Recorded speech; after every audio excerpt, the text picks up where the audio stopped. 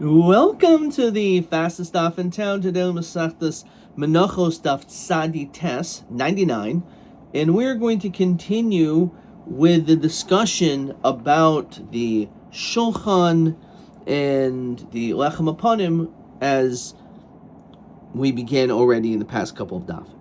We're about 8 lines from the top. Tanurban. There was a Sar Shulchano, Isasa Shlomo. So we saw in yesterday's daf, even though Moshe Rabbeinu had one Shulchan, which is in the northern part of the Kodesh room in the base of Mikdash, Shlomo actually had 10 other ones. And we had a machlokas exactly were they north-south, were they east-west, the way that they were placed. Where was Moshe's? Was it in the middle, or was it, like we can see in this picture over here, it was in the front as almost like a teacher in front of with students. Ketalmid hayoshef ne'rabo. So anyway, Sar Shulchano Sasa Shlomo V'lohim Sadrim Ella Al Shel Moshe. However, there was only one which actually had the showbreads that had the lechem upon him, namely that of Moshe. Shnemar V'esa Shulchan Asher Alav lechem upon him. Zahav. So it's mashma that it was a love only on it. The lechem upon him was only on Moshe's shulchan, but we're going to see not everyone holds to this opinion, but that's the diak of the pasuk. For that matter, Asar Menorah Isasa Shlomo. We know in addition to Moshe Rabbeinu's menorah, so we also had the 10 which were by Shlomo Melch. V'lo hayim madlikin el b'shel Moshe. Only Moshe's was lit. The other ones were just there for show, if you will. Shenemar es menorahs hazahav. The one menorahs, golden menorah, v'neraseha, and its candles, its cup holders for the oil, levayer be'erev, and it was burning in the evening. So, Rabbi Elazar ben Shmuel Emer no. Al kulam hayim masadrin shenemar es hashulchanos v'aleihen lechem upon him. Avalehen is lashon rabim. So the lechem upon him was not just on Moshe; it was on all of them. They had numerous showbreads. And also when it came to the menorah, all the menorahs were lit. Shenemar es hamenoros benerosehen. So in this we find, even though it's in also Melachim Aleph, of course Melachim Aleph, which is where Shlomo Melch discusses the first base of Mikdash. Here's lashon rabim. Levarem, to ignite them, Kamishma the proper way, Lifnei Hadavir. Zahav Sagor, and it was this special gold called Zahav Sagor. Rabbi Yosef, Rabbi Yehuda Aimer, Lohim Sadrin Ella Al Shel Moshe. No, it's not true. As we said before, according to this first Sita, only Moshe's was set up with Lechem upon him. So El Manim Makayim Ves HaShulchanais Asher Lehen Lechem upon him. Zahav. So what do we do with that? Elu shloisha shulchanos shahei b'mikdash. This is not referring to the shulchan in which we put the lechem upon him on all of them. No, it was only on Moshe's. But there were other shulchanos that same bread was also placed. What was that? Shnayim shahayu b'ulam. There was two that were in the antechamber mibifnim lePesach habayis, which was in front of the Pesach habayis. Echad shel kesav, echad shel zahav. One was of silver, one was of gold. Al shel kesev, the table which was of silver, nice lechem upon him bechni sasai. When they entered, they put it there. V'al shel zahav b'tziyasai. And when they left, they put the breads over there. And we'll see the reason why they put it down, because they had to first be maked the bazichin, which we'll see in an upcoming Mishnah today.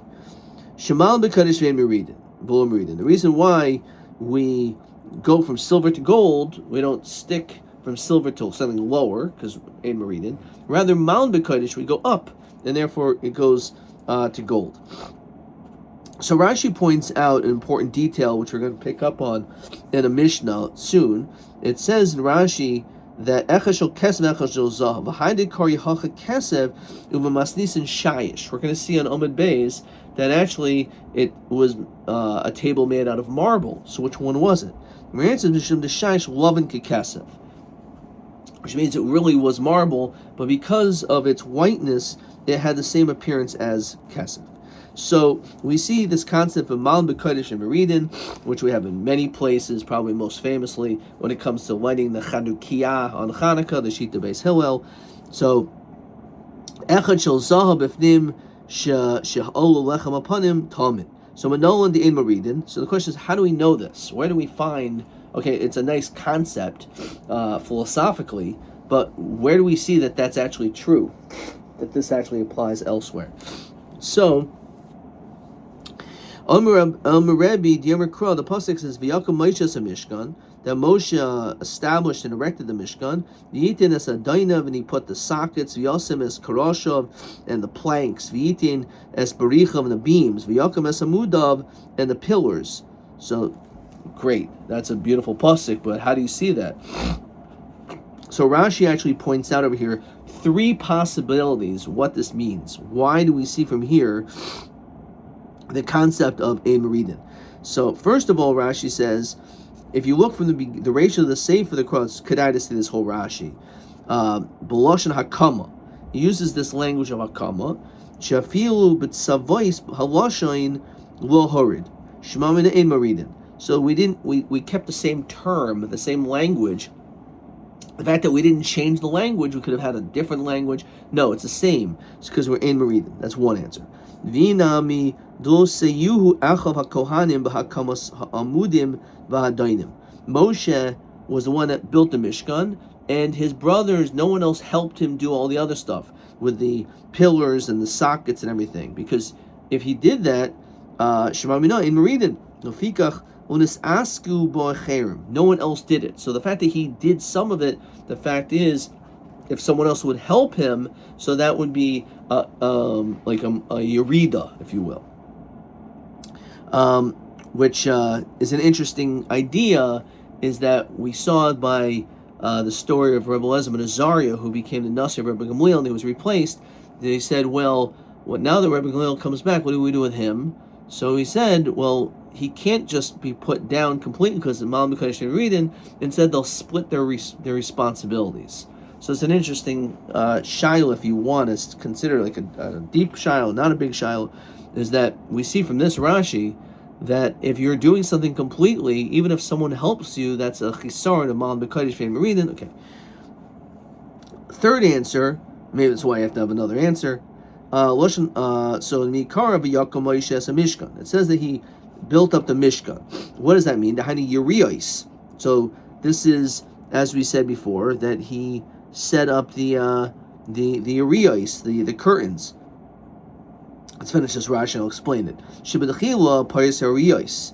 So initially Moshe spread out at the cover of the Mishkan, and he was holding them. V'lo haridin hakamas ha'amudim v'hadonim el achas ha'yerios biyadai ad shehikam kulan. He held them until they put the poles underneath. He did not lower them in the interim. So it's literally a real case of ein meridin, that once you put it up in meridin, you can't put it down. Okay. So those are 3. I wouldn't be surprised that there would be a question, like where this. How do we see in 3 places in Rashi this? Okay, we'll look at the tests in a second. So that we see in Meridin. But we don't go down. How do we know we also go up? Regarding Adas Kairach, it says, Es machtais hachatayim o ela. Regarding these pans, benafshaisam, v'yoso oisim rikui pachim, sipulim mizbech. They became platings for the covering of the mizbech. Ki hikrivu mifnei Hashem, because they brought them to Hashem. Yikadshu, they became sanctified. V'hu oisim b'nei Yisrael, they became an ois. So, but chila tashmish mizbech. Originally, the machtais were originally utensils for the mizbech. V'yachshav gufu shel mizbech, and they became part of the mizbech itself. Asher shibarta. So this is another answer, that the luchos we know were broken. So we see the samtam aron, they were still put in the aron. So Tanu Rav Yosef Malamed shahaluchas v'shivri luchas menachem aron. V'kala tamid chacham sheshachach tamudu mak masayin so shein no heges no hagen boy minik bezayin. So we're in brachos that if you have a Talmud Chacham, and then for whatever reason, something beyond his control, he lost his ability to think, it was not his fault, some illness overtook him, so he's broken, he looks like a broken yid, you still have to show him the same level of respect. The fact that he was Malam B'Kodesh, he was put in a high elevation, we're not Meridin. we don't put him. We never will put him down. Okay. All right. Let's get to the next Mishnah. Siman bittul sarach v'shachach. Omer Ish Lakish, and that siman is so you don't forget. Omer Ish Lakish pa'amim, as we continue to tune 99b. Sadi Testament Beis shebitula shel Torah zeh yisaida. Sometimes stopping the Torah, bittul Torah, could actually bring about Torah learning itself.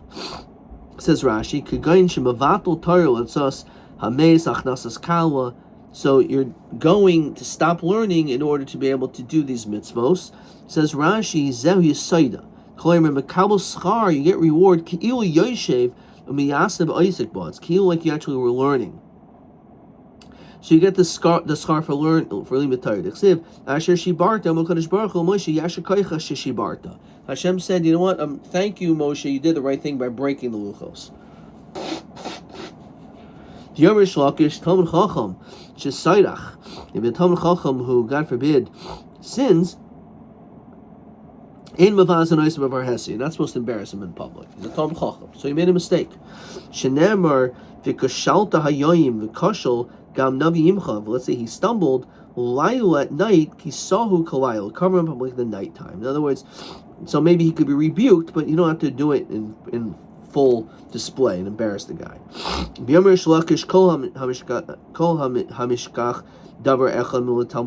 who forgets his learning, you violated a negative prohibition. Be very careful. Don't forget this. Your Torah.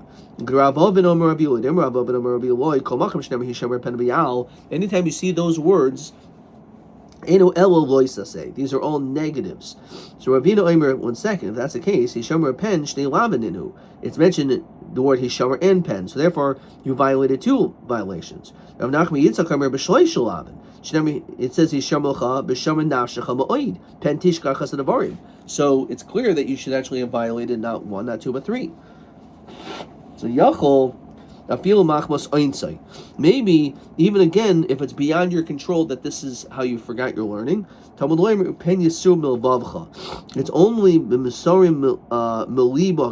only when it escapes your heart, which means that if it was something that was not intentional, that you just happened to forget your learning, this is not your fault. That's what happened. Okay. Rabbi Dustoy, let's say it's just too difficult for your learning. Talmud Rock, right? So is not enough of an excuse. That's Rashi Sheyachol lahamid girsasai. That's not an excuse. Talmud Rock. Rabbi Yochanan and Rabbi Lezer Demer Tevayu Torah nitna ba'arbayim. The Torah was given in 40 days. The neshama nights ba'arbayim, and also a person, their neshama is given to them at day 40, like after the first trimester. Of course, the person is still alive, they have DNA, but the neshama comes at day 40. Kol neshama torasai nishmasa mishtameres. Anyone who guards the Torah, his neshama will be guarded. If you don't guard the Torah, in nishmasa mishtameres. So we see this link between Torah and your neshama, and the nurturing nature of what Torah does to your neshama. Tana de Rabbi Shmuel, Mashal Adam Shemaser Tzipur Dror La'avdo. You give this bird, this free wild bird, to your servant. Omer Kamadayma Ata appears She'im Ata Ma'avda. If you don't lose it, Shani Noitel Mimcha Yisir B'Dameha. That I'm going to take from you a certain amount of money. Nishmascha Ni Noitel Mimcha. So basically, I'm going to take your neshama. So it's a pretty heavy expression, but the point is that we were granted our neshama, and we have the Torah in which will be able to be used to be able to nurture it, so therefore it needs to be used properly. Okay, let's see let's maybe see a question.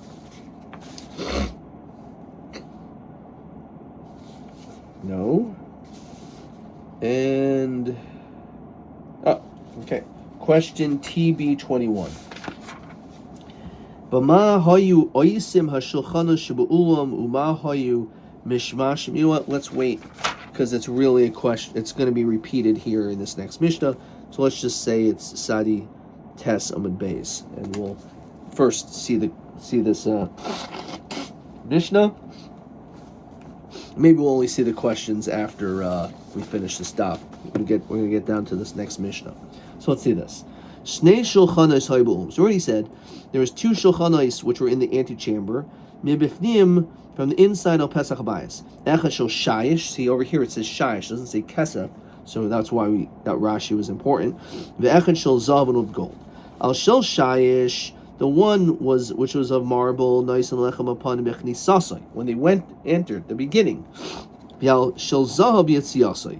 And then the other one was gold when they left. Why did we go from silver to gold? Shemal b'kadosh v'lo meridin. Okay. The echad shel zahav mebifnim. And there was also, of course, the regular one that we know, Sha'ol Lechem Panim Talmud, in which Olav on it was the Lechem Panim. Okay. Again, is this mashma? It was only on one. Maybe it was on all of them. Okay. However, on Shabbos, we know on Shabbos, V'arba Kohanim Echnosim, there were 4 Kohanim that entered. Shnayim biyadam shnei sidarim. 2 of them held the columns. In other words, each one basically had 6 breads of lechem upon them, new ones. And the other 2 were holding the shnei bezichin, the spoonfuls of frankincense.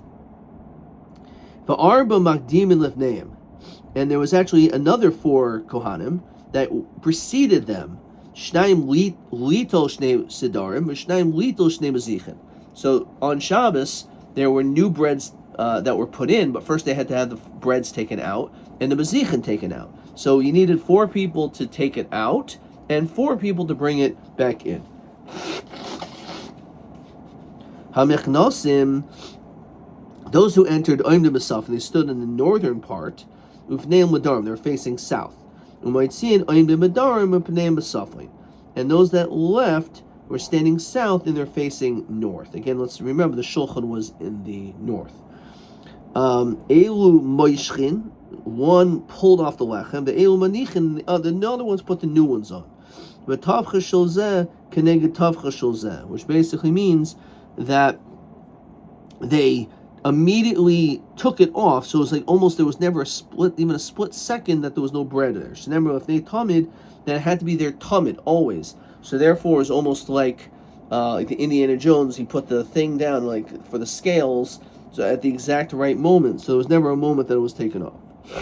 There was no bread on the shulchan. There always had to be bread on the shulchan. At least according to this opinion. Rabbi Yosef, no, I feel even if they would take it off and the other one would put it on a little later on, it's fine. Even if it's a few minutes, not a big deal. And we'll see even more than that in the Gemara. Anyway, Yatzav Anasnu al Shulchan Azav. So what they did, they put it on the golden Shulchan, Shahay B'ulam. Why? Because Hektiru HaBezichin. Because they had to take the Bezichin, the frankincense, and burn it on the Mizbech in the meanwhile. And then after that was done, that was a matir for the Chalos. And then Vachalos Mischalakais of Kohanim. Then they were able to give it to the Kohanim. Now, Chalayim Kippurim Lias B'Shabbos. So this process still took place, but what do? You can't eat, obviously. So Hachalos Mischalchos L'Erev, there's no need to do it on Shabbos. They divided it that evening, which means on Motzi Yom Kippur. After Yom Kippur was over, then they divided the Chalos. Chal Yos Be'erev Shabbos, let's say Yom Kippur was on a Friday, so Seir Shel Yom Kippurim Nechal, so the Seir of Yom Kippur was consumed Erev, in the evening, and they would eat it even while it was raw, because they're easygoing people. Says Rashi, what does it mean, the Sa'ir? So Rashi says, this is the Sa'ir Shel Musaf, Shuchatos, V'hu Sa'ir Hanasa B'chutz. This is the Sa'ir which is on the outside, V'nechel Kohanim, Nechel Erev B'leil Shabbosais. Aval Bishin Yichon Lavashel B'Shabbos. They actually couldn't cook it, but it's not a big deal because they were able to eat it raw, and that didn't bother them. Okay, says the Gemara.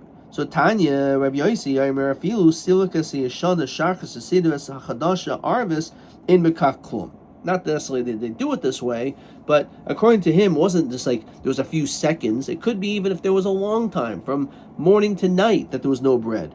But it says it's supposed to be there always. It just means shlo yolen shulchan b'lechem. It means that there shouldn't be like a nighttime. It goes without bread, but as long as it was replaced within a relatively decent amount of time, there's not an issue. Okay. Says the Gemara, Rav Ami Medavar Shor Rav Yosi, so we can learn that from something very interesting, according to him. If all you did was learn one chapter, that's what it says, right? Which, what type of chapter? It could have been a long chapter. Okay, means there's an expression. Even if you learned a little bit in the morning, a little in the night, kai mitzvah lo yomush hasatorah hazeh mipicha. It says the Torah should never be out of your mouth. So it also says Talmud, it has to always be. It just means that there always should be a day and a night where you're doing some Torah. So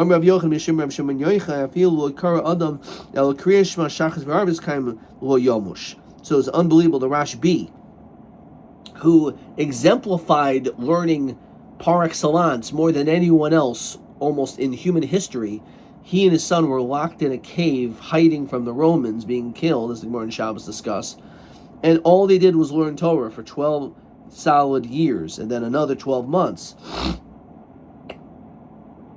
Yet, he's the one who says, all you have to do technically is say the Kriya Shema in your Yaitza, because of course that's Torah.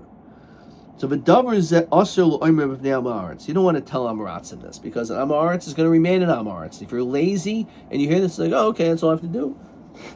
That's the minimum. I'll do the bare minimum. Rabbi Omer Fakert mitzvah amro nimdi Amaretz. It's actually a mitzvah. Why would it be a mitzvah to tell them so they become ignorant? So Rashi gives two answers here. Beautiful pshat over here. First of all, why it would be aser. So why should I? Not going to teach my kids Torah. Why should I have them get a Jewish education? All you need to know is the Shema. You just know to pray. That's enough. Mitzvah amr. The savar mishum kriya shema noito schar gadol kazeh. I can't imagine. You get such great reward if all you did was say the Shema. Ki oz tatzliach es derachecha. It says you'll be successful in your way. Im hoy oisek kohayoyim kol shekain sheschar gadol or margos banav v'talmud Torah. Pum fakert. That you're going to say, if this is the reward that a person gets for learning just a small amount, then imagine how much it will be for my children to be able to learn Torah. Lashon achar sabri hanach rabbanan dematzi patr nafshai b'kriyishma v'yasvi kol yoyim b'garsi shma mina schar gadol yesh. So it's another answer. The Amoritz will think, these are scholars. They know this law. So they know that they can just get away with doing nothing. And look at what they've done. They've gone so much above and beyond what they have to do. So that's very impressive. So it's interesting. It could be to recognize the impression of the scholars that they're going above and beyond their minimum requirement. But it also could be a way to get them to say, you know what, I want best for my child. So I don't want him to just get away with the bare minimum, because I want him to do more. So it's it's a mitzvah amro. So this is the question, whether it's usher to tell them or it's mutter, or a mitzvah rather. So this is question 14, by the way. So it's another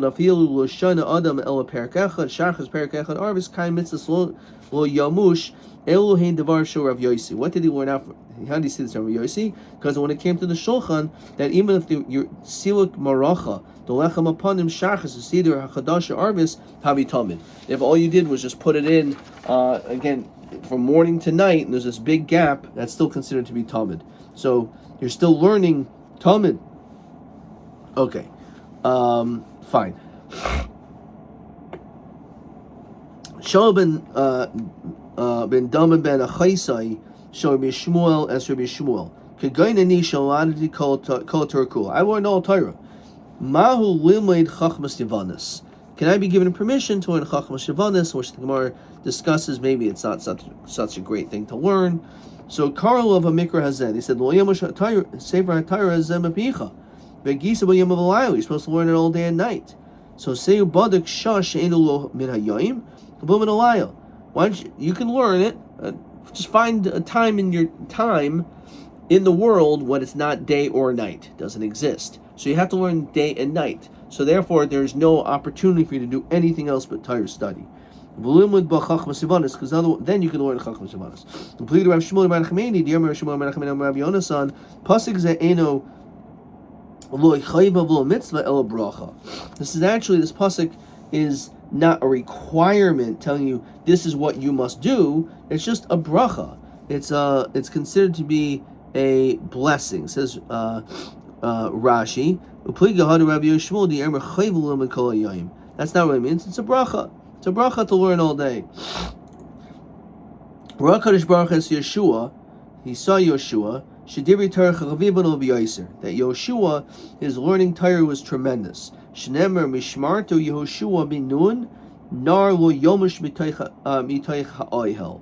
That Yeshua never left the tent, right? The successor of Moshe Rabbeinu. Amar Kodesh Baruch Hu, Yeshua kol kach chavivan alecha divrei Torah. You love Torah so much. Lo yomush sefer Torah zemapicha. May it be that you should continue to learn, that it should never stop. You should just continue in your learning. That's what it means. It was a bracha to Yeshua. Tana de Rabbi Shmuel, divrei Torah lo yiholecha chayva, shouldn't be upon you as an obligation. You have to lifter atzmacha mehen, but it doesn't mean you should just excuse yourself from not learning. What does the pasuk mean? The that I will entice you in this narrow way. There'll be no narrowing underneath you. So the way that people are, usually what people try to entice you to do are bad things. You're a good person, and you say, you know what, I want you to do something bad, and you'll end up doing things which are dangerous and detrimental for your life. Hashem does the opposite. Hashem tries to persuade you to do good. It's referring to Gehenna, which has a narrow opening. That's smoking outward. As we continue to Daf Kuf, Bitocha. So V'Shem Timer Kashem Shapiyat Sar, just like Gehenna's mouth is opening, Kach Kulat Sar. So the whole thing is that way. Talmud Leimer Ha'omik Hirchav. That actually it is wide. V'Shem Timer L'Melech Lo Huchna. That when it comes to a melech, who will not be judged, referring to a Talmud Chacham. Talmud Loimer Gam Hi LaMelech Huchan. B'Shem Tamer Ein Ba Eitzim. Talmud Loimer Midorta Eish Be'eitzim Harbe. It says there is a lot of wood. B'Shem Tamer Zehu Sachar. Maybe that's his whole reward. Shnemar Benachta Shulchancha Male Deshen. It will be filled with fattiness and goodness, etc. Okay. Says Rashi, Shema Timer Zehu Schar Shel Torah, Shema Salachas Megehenim. That all means is you'll be saved from Gehenim. Of a Schar Acher Ein Ba. No, it's not true. You're gonna get all this other good stuff. Okay. Chal Yom Kippurim Lios B'Shabbos. So we said that we divided up afterwards on Motzi Yom Kippurim. So Amar Rabba Bar Chana Rabbi Yochanan Lo Bavloyim Heim.